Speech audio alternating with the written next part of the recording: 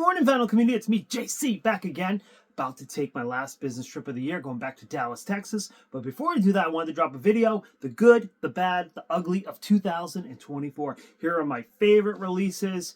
Here are the ones that didn't live up to the hype. And let's start off with my album of the year, and that is going to be The Cure's brand new album. I absolutely love this album.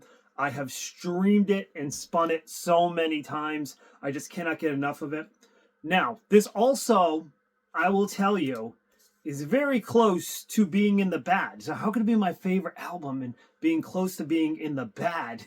And that's because the vinyl record does not sound as good as streaming. I mean, it just sounds very compressed. It's not terrible sounding record. It might be because it's that bio vinyl, that recycled vinyl. They do have a 45 RPM version coming out and a Blu-ray audio. I might pick up one of those.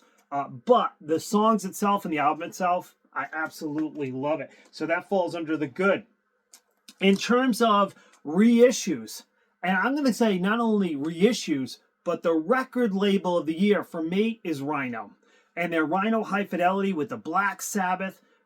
I've heard this album my whole life, and I've never heard it this good. The Black Sabbath Rhino High Fidelity, I highly, highly recommend, but it's not my favorite. My favorite High Fidelity for Rhino is got to be the ZZ Top box set. Holy shit, is this awesome. The ZZ Top box set did sell out almost instantaneously, but you can buy the albums individually. They sound incredible. It's all of the 70s ZZ Top. Let's hope they do the same for the 80s. I know they just released a Doors box set. I'm sure a lot of people are scooping that up. So Rhino, you get my record label of the year. They also did some Van Halen reissues with the Hagar years. Rhino's just been killing it. Next, Jar of Flies. Now, I had an original Jar of Flies with Sap. This is just Jar of Flies on its own. Alice in Chains a few years ago released Sap on its own as a record store day. This was more of a wider release. I think they should put Sap back into production. I mean, that's too great of an album to be out of print. But Jar of Flies sounds great, fantastic. Super excited anytime I get Alice in Chains. So that's one of my favorite reissues of the year, but it's not my favorite reissue of the year.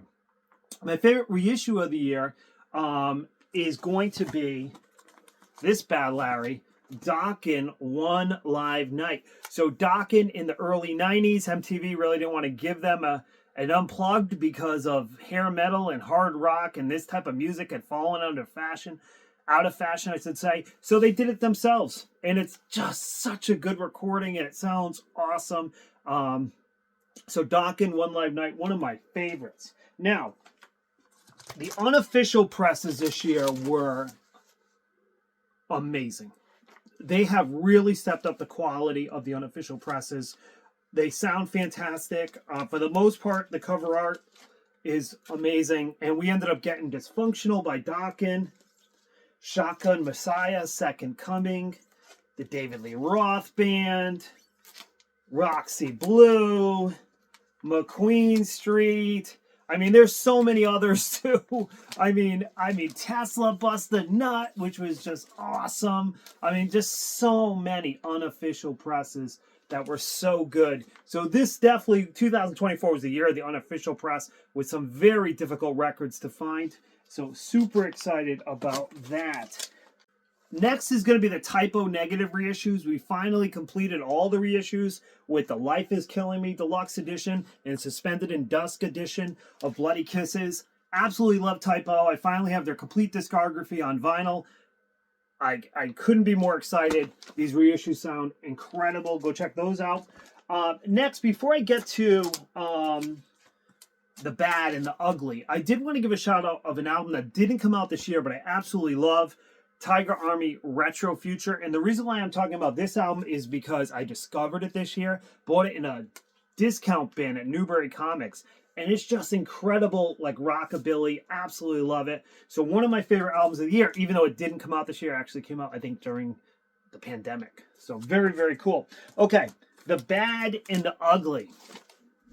Okay, so the bad is got to be Morrissey, who I love, but he re-released Beethoven is Deaf And not only did he release it on that crappy bio vinyl, which it definitely sounds better than The Cure, so I'll give him that. He released it with this brand new cover art, which I don't understand. I don't understand why Morrissey does that. Just give us the original cover art. But, you know, the album is good, so I don't want to get too negative. But here's my most disappointing release of the year, and that is going to be Supersonic and Demonic Relics by Mtley Cre. What makes this release so poor, for me, is that the cover art is a CD scan. It's super grainy. It looks like a bootleg. It looks worse than a bootleg. The picture, it's a picture disc, which the picture disc is grainy too. And they removed all the John Corabi songs to add insult to injury.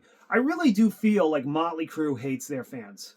You know, Mtley Cre, if you're watching this, if you ever watch this, why do you hate your fans? You give us 2 Dr. Feelgood box sets, but you don't give us Mtley Cre 94. You give us 2 Shout at the Devil box sets, but you don't give us New Tattoo or, you know, Decade of Decadence. I don't understand it. You couldn't go find the original cover art for this, so we don't have a grainy, scanned cover art. It just doesn't make any sense to me. So for the ugly, I'm going to say Mtley Cre. Don't mean to insult you Mtley Cre fans. It's just my opinion. All right, guys. Hopefully you enjoyed this video. I'll join you soon with another.